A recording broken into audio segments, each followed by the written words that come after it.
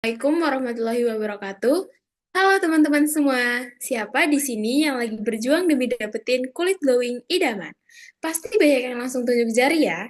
Demi skin goals itu, sekarang banyak banget orang yang rutin minum suplemen vitamin E. Tapi, pernah nggak sih kalian tiba-tiba nemuin memar kebiruan di kulit? Padahal rasanya nggak habis kementok apapun. Nah, jangan-jangan glowingnya kalian malah berujung memar. Yuk, kita bahas bareng-bareng lewat poster himbauan kelompok kami. Kenapa sih kami mengangkat topik ini? Karena masih banyak salah kaprah di masyarakat. Kalau suplemen itu sama amannya dengan buah-buahan. Makin banyak diminum, makin banyak glowingnya. Padahal, secara medis dan farmasi, ini salah besar. Berbeda dengan vitamin C yang larut air dan gampang dibuang lewat urin, vitamin E itu bersifat lipofilik atau larut lemak. Jadi, kalau dikonsumsi berlebihan, dia bakal menumpuk di dalam tubuh.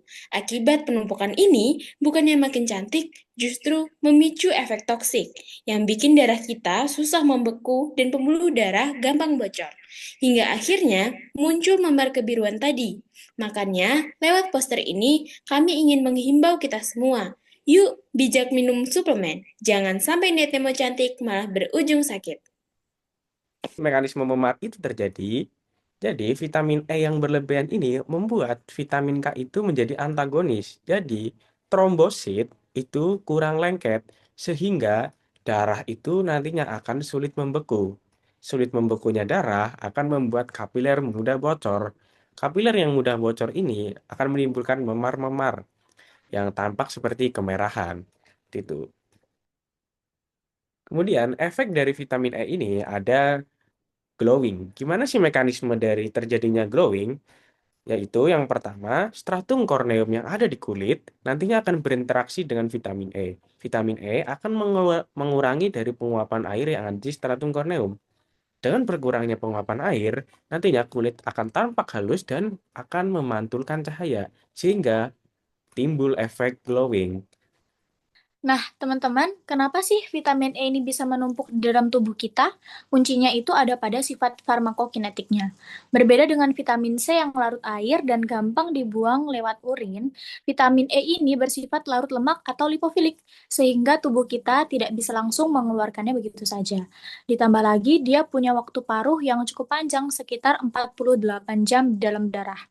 Yang artinya butuh waktu 2 hari penuh hanya untuk membuang setengah dari dosis yang kita konsumsi. Karena proses eliminasi yang lambat ini, sisa vitamin E yang tidak terpakai akhirnya akan disimpan dan menumpuk di jaringan lemak serta organ hati kita.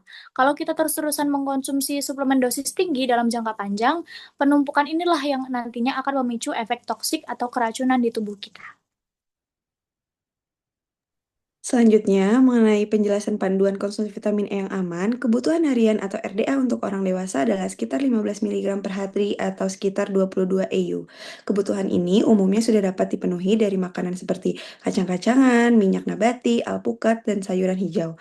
Selain itu, memenuhi kebutuhan harian, kita juga perlu mengetahui batas aman maksimal atau upper limit. Untuk orang dewasa sendiri, batas aman konsumsi vitamin E adalah 1000 mg per hari atau sekitar 1500 EU. Konsumsi melebihi batas ini secara terus-menerus tidak dianjurkan. Hal ini karena vitamin E merupakan vitamin yang larut dalam lemak, sehingga kelebihannya dapat disimpan di jaringan lemak dan juga hati. Jika dikonsumsi berlebihan dalam jangka panjang, vitamin E dapat menumpuk dan berisiko menimbulkan efek toksik. Oleh karena itu, gunakan suplemen vitamin E sesuai kebutuhan dan jangan mengonsumsinya secara berlebihan. Jika sedang mengonsumsi obat tertentu atau ingin menggunakan vitamin E dosis tinggi, sebaiknya konsultasikan terlebih dahulu dengan dokter atau apoteker. Yang selanjutnya itu adalah bagaimana sih interaksi mayornya antara vitamin E dengan warfarin. Nah, sebelumnya harus tahu dulu nih, bagaimana sih fungsi atau mekanisme dari masing-masing obat tersebut. Untuk yang pertama, yaitu ada vitamin E, di mana vitamin E ini sebagai antikoagulan alami, yang dalam dosis tinggi ini, dia itu ternyata seperti vitamin E, yang memiliki gangguan atau siklus vitamin K dan menghambat penggumpalan keping darah atau trombosit. Sedangkan warfarin atau pengencer darah, obat ini tuh dia bekerja dengan cara menghambat vitamin K di dalam hati. Dan vitamin K ini adalah aktor utama yang memang dibutuhkan tubuh untuk memproduksi faktor pembekuan darah. Dengan dihambatnya vitamin K, darah menjadi lebih encer dan lama membeku. Lalu, dan itu tuh termasuk ke dalam tujuan untuk mencegah stroke atau penyumbatan. Makanya, interaksi antara warfarin dengan vitamin E ini memang dapat melipat gandakan risiko. Lalu ketika ada seseorang yang mengonsumsi keduanya, vitamin E ini akan memperkuat kerja dari warfarin secara agresif. Akibatnya, kemampuan tubuh untuk menghentikan pendarahan menurun drastis. Darah menjadi terlalu encer. Lalu bagaimana sih gejala yang memang biasanya itu muncul, yaitu seperti mimisan, gusi berdarah, memar spontan, atau lebam.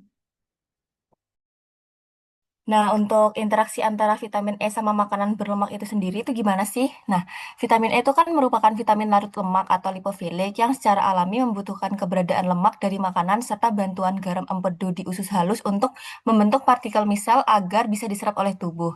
Nah, ketika teman-teman mengonsumsi vitamin E bersamaan dengan makanan berlemak, proses penyerapan dan jumlah vitamin yang masuk ke aliran darah atau bioavailabilitas akan meningkat tajam hingga berkali-kali lipat. Nah, meskipun interaksi ini sebenarnya normal dan membantu penyerapan nutrisi, kombinasi antara konsumsi makanan berlemak dengan suplemen vitamin E dosis tinggi dalam jangka panjang sangat perlu diwaspadai. Karena tubuh menyimpan kelebihan vitamin E ini tuh di dalam jaringan lemak dan hati, jadi tidak dibuang melalui urin. Penyerapan yang terlalu cepat dan berlebih ini dapat mempercepat penumpukan zat di dalam tubuh, yang akibatnya hal tersebut meningkatkan resiko overdosis vitamin E atau hipervitaminosis E yang dapat mengganggu sistem pembekuan darah dan meningkatkan resiko pendarahan. Selanjutnya, kapan harus di stop?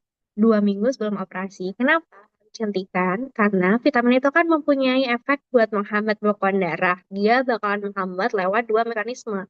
Yang pertama, mengurangi agregasi trombosit atau antiplatelet, sehingga trombositnya kan bakalan sulit nempel.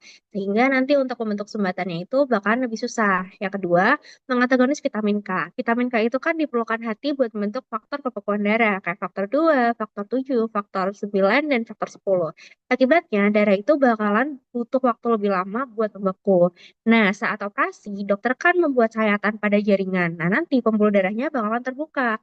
Tubuh itu harus segera membentuk pembekuan darah buat menghentikan perdarahannya. Kalau pasiennya mengonsumsi vitamin E dosis tinggi, nanti pembekuan darahnya bakalan jadi lambat. Perdarahan saat operasi bakalan jadi lebih banyak.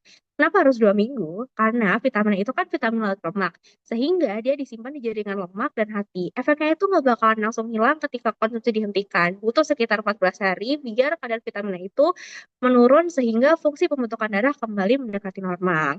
Nah, yang kedua, segera stop jika muncul memar biru tanpa sebab jelas. Kenapa? Memar itu kan terjadi ketika pembuluh darah kapiler kecil itu pecah. Nah, nanti darahnya bakalan keluar ke jaringan di bawah kulit. Normalnya trombosit sama faktor pembekuan darah bakalan menghentikan perdarahan tersebut. Tapi kalau vitamin E dosis tinggi menghambat proses pembekuan itu, nanti darahnya keluar bakalan menjadi lebih banyak, darahnya lebih lama berhenti. Nah, karena itu, memar spontannya itu dapat menjadi tanda awal bahwa efek pengenceran darah dari vitamin E sudah terlalu kuat, terutama bila menggunakan obat pengencer darah kayak yang ada di poster tersebut, warfarin, aspirin, clopidogrel. Nah, ketiga obat tersebut itu nanti kan emang bekerja buat mengurangi kemampuan darah membeku. Jika dikombinasikan sama vitamin E dosis tinggi, efeknya keduanya itu bakalan bertambah bertambah sehingga nanti resiko perdarahannya itu bakalan meningkat sehingga akibatnya bakalan muncul memar spontan, mimisan, gusi berdarah dan lain-lain. Teman-teman, menurut kalian vitamin itu pasti aman kalau diminum tiap hari? Nah, belum tentu ya, makanya kami menggunakan akronim BIJAK supaya lebih mudah diingat. B berarti batasi vitamin tanpa resep medis. I adalah interaksi obat, jadi penting mengetahui obat yang kita konsumsi bisa berinteraksi dengan obat lain. J berarti jalur pembekuan darah macet yang bisa meningkatkan resiko pendarahan. A berarti analisis jika muncul memar, jangan diabaikan. Dan terakhir, K adalah kolaborasi antara pasien dan tenaga kesehatan untuk menjaga keselamatan pasien. Jadi, sebelum mengonsumsi obat atau vitamin, yuk selalu ingat untuk tetap bijak. Kesimpulan, jadi aku ada beberapa kesimpulan, yaitu yang pertama, mitos PSKK, mengonsumsi suplemen vitamin E secara berlebihan dan isolate, bukanlah proses yang melainkan menyimpan bahaya nyata bagi kesehatan. Justru yang kedua itu ada mekanisme dan bahaya. Nah, vitamin E dosis tinggi bertindak sebagai antagonis vitamin K sehingga mengganggu proses pembekuan darah. Akibatnya pembuluh darah kapiler mudah bocor dan memicu memar spontan. Habis itu yang ketiga yaitu sifat akumulatif. Karena bersifat larut lemak lipofilik dengan waktu paruh sekitar 48 jam, vitamin E itu tidak mudah dibuang seperti vitamin C, melainkan menumpuk di jaringan tubuh hingga memicu efek toksik. Di situ yang keempat itu ada interaksi berbahaya kombinasi. Jadi kombinasi dengan obat pengencer darah warfarin bisa berakibat fatal karena melipat gandakan resiko perdarahan internal, sementara konsumsi bersama makanan berlemak akan mendongkrak penyerapan vitamin E secara drastis. Berikutnya untuk rekomendasi bijak, patuhi batas harian RDA 15 mg per hari. Batasi vitamin tanpa resep dan segera hentikan konsumsi minimal 2 minggu sebelum operasi atau jika muncul memar tanpa sebab. Mungkin cukup sekian dari kesimpulan. Mungkin ada yang ditanyakan dari presentasi yang telah disampaikan. Bila tidak ada, wassalamualaikum warahmatullahi wabarakatuh.